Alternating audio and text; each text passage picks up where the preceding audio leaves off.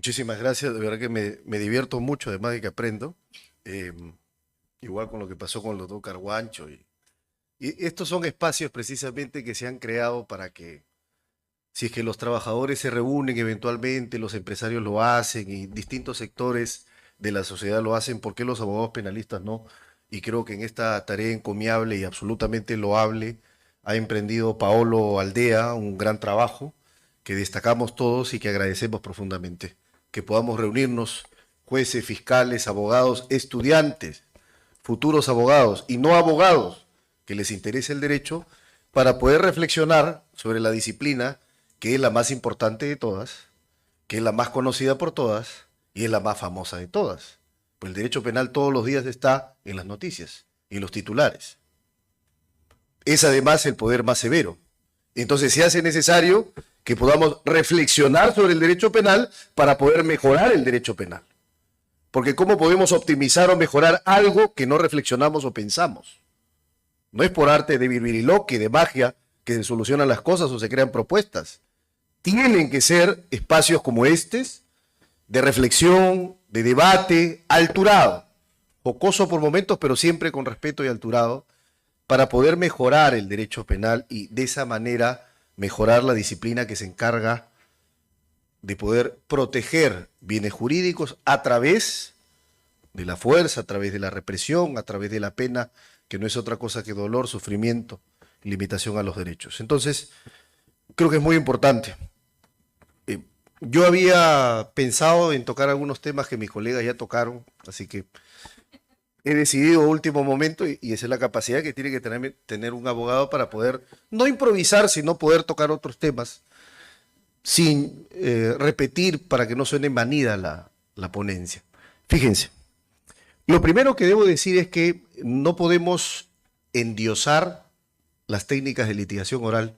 No solo con técnicas de litigación oral vas a ganar un caso, pero tampoco debemos demonizarlas y satanizarlas. He escuchado conferencias de algunos jueces, nunca han litigado, siempre han sido sus jueces, uno ve su historia de vida, toda la vida jueces, y se atreven a cuestionar a alguien que litiga. Como que yo litigue al juez respecto al rol de ser juez y nunca he sido juez. Por lo menos lo puedo hacer desde el punto de vista teórico, pero no práctico.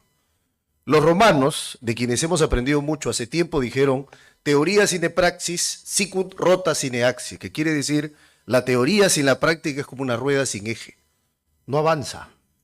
El conocimiento no avanza si es que solo es teórico. O es imparcial, o es parcializado e incompleto si es que solo es práctico. Entonces no se trata de eso. A mí me parece importante que lo primero que debemos tocar es, como reflexión, que la litigación oral no es exclusiva del juicio, como se cree. La litigación oral no es solo para juicio, ni está pensada solo para el juicio. O sea, la litigación oral no se reduce a los confines de saber elaborar una teoría del caso, pero eso es absolutamente necesario. O sea, la teoría del caso es una estrategia. Si yo voy a negociar, necesito una estrategia para negociar. Si yo voy a comprar algo, necesito una estrategia para comprar. Si voy a vender algo, también. Y si voy a litigar, necesito una estrategia para litigar. Lo que pasa es que se reniega del concepto, del nombre. No, que la teoría del caso, que es un concepto anglosajón y nosotros somos anclados al sistema europeo continental. Pero eso son fruslerías. Eso son cosas baladíes. Eso no es lo importante. Más allá del nombre, más allá de la denominación o nomenclatura, no es necesario tener una estrategia para litigar, y no solo en el juicio, sino en el proceso penal. Sun Tzu, que algunos dudan de su existencia, en el arte de la guerra enseñaba que las batallas se ganan antes de poner un pie en el campo. ¿Y eso qué significa? Que hay que tener estrategia. Y cuando uno analiza las fortalezas y debilidades de un caso, ¿qué cosa está haciendo? Cuando se hace el análisis FODA, se está construyendo la teoría del caso. Entonces, ¿qué duda cabe que eso es absolutamente necesario? Se llame teoría del caso, estrategia, como sea, pero es necesario. Pero no es lo único. Interrogar es importante, el examen directo, interrogar a tu propio testigo, evitar de guiarlo, orientarlo con preguntas sugestivas, que no se pueden hacer, ¿no? No se pueden hacer sino cuando uno contrainterroga, es decir, al testigo adverso. Pero es importante conocer la técnica, porque las técnicas de litigación son técnicas para probar. Esas son las técnicas de litigación. Técnicas para producir información. Técnicas para producir información de calidad. Y en eso tenemos que hacer una autocrítica como abogados defensores. Porque si le vamos a hablar solo bonito al juez, pero no tocamos la nuez del caso, la esencia del caso o el punto controvertido que se hace, por ejemplo, en materia civil, fijación de puntos controvertidos, en penal tenemos que tener puntos controvertidos. Y ese es el fin o el propósito que debería tener la etapa intermedia. Hacer una fijación de puntos controvertidos. El problema es cuando la etapa intermedia se convierte en una etapa mecanizada en la que las acusaciones entran por mes de partes y salen con el autoenjuiciamiento. Yo estaba en una audiencia con un juez hace un tiempo y entonces vi que el sobreseimiento, no, le perdí la fe cuando vi cómo resolvía. Te dije, este sobreseimiento mejor no lo oralizo. Al final lo oralicé porque tampoco voy a perjudicar a mi cliente, pero, o sea, pasan esas cosas. Entonces, la etapa intermedia no puede ser eso, pues, o sea, no puede ser una etapa de mero trámite, porque si no, vamos a retroceder hacia el Código de 1939, que entró en vigor en el 40, en donde solo se reconocía la instrucción y el juicio, ¿no? No había etapa intermedia. Pero hay que tener etapa intermedia en serio. Y hay que reflexionar, o sea, como abogados hay que corregirnos mucho. Juliana decía algo cierto, ¿no? No se trata de recitar jurisprudencia, pues nosotros no somos bates del derecho. Pero tampoco se trata de decir las cosas fríamente y sin exornar la presentación. Y ahí llevo a una reflexión. Los abogados debemos aprender a contar historias. Robert Greene, en las 48 leyes del poder, dice que lo útil es mejor si además es agradable. Hay que saber construir historias. Eso es todo un trabajo, hay que construir proposiciones fácticas. A Donald Trump lo acaban de acusar. Primer presidente acusado de los Estados Unidos. Acusación de la Fiscalía, 34 puntos. Hechos concretos. Trump le pagó $130,000 a una actriz porno para evitar información negativa en el medio del proceso electoral. Un hecho.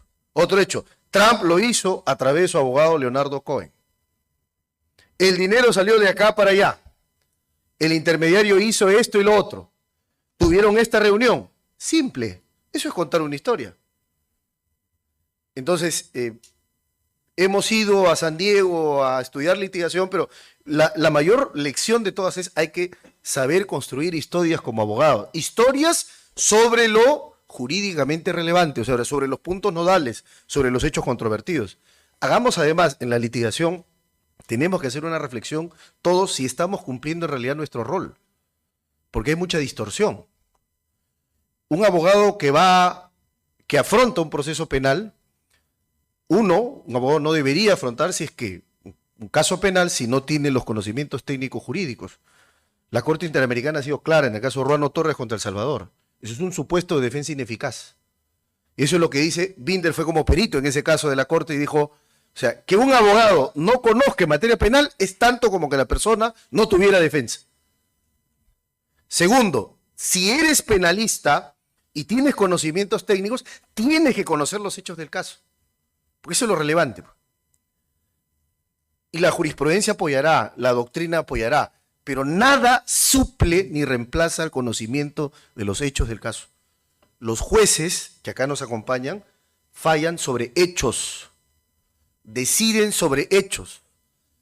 Y eso es algo que tenemos que tener absolutamente claro y difundir. Los fiscales, hay una distorsión, porque los fiscales creen que los fiscales son fiscales acusadores. Y esa es una mala impronta. No lo son, son investigadores. Si la investigación desemboca en una causa probable, serán acusadores. Pero no deben tener miedo para sobreseer.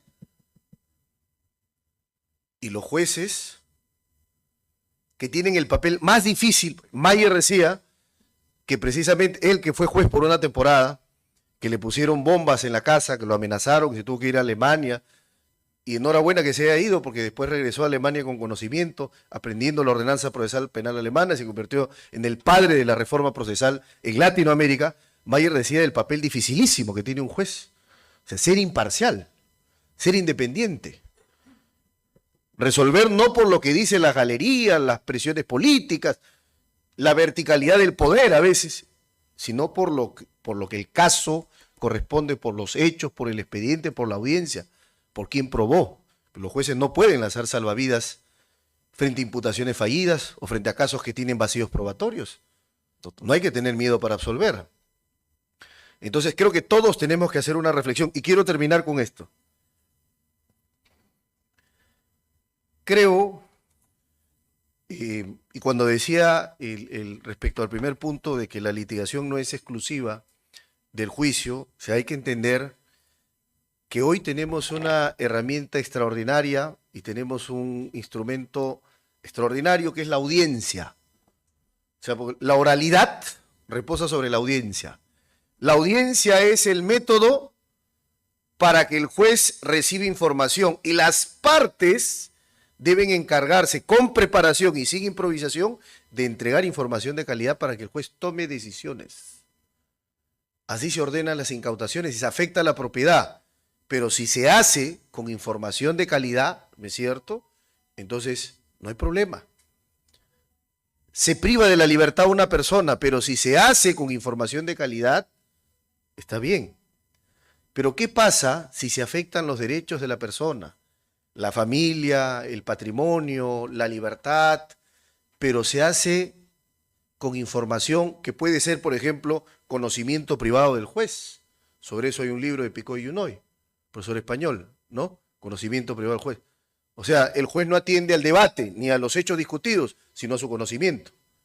¿O qué es lo que pasa cuando hay una conclusión que incurre en falacia de petición de principio?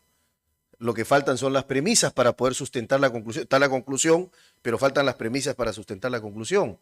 Entonces, eso debe llevarnos a pensar que la litigación oral significa estar preparados, conocer el caso, saber que las técnicas de litigación son importantes porque complementan la dogmática. La dogmática. La dogmática, la litigación, teoría de la prueba, teoría de las nulidades. Nosotros tenemos que ser abogados completos y eso es lo que buscamos. Porque si no, recuerden mucho, había una expresión antigua en donde se decía, el derecho penal es muy importante, pero sin el derecho procesal penal, el derecho penal no le tocaría un pelo al delincuente. Tiempo después un profesor argentino replicaba y diría, sí es verdad, pero el derecho procesal penal, sin el derecho penal, se la pasaría peinando largas cabelleras. Yo les agradezco muchísimo su atención, la invitación al segundo CONAP, y gracias de verdad por estar acá, y espero que haya un tercer CONAP y muchísimos más. Muchas gracias.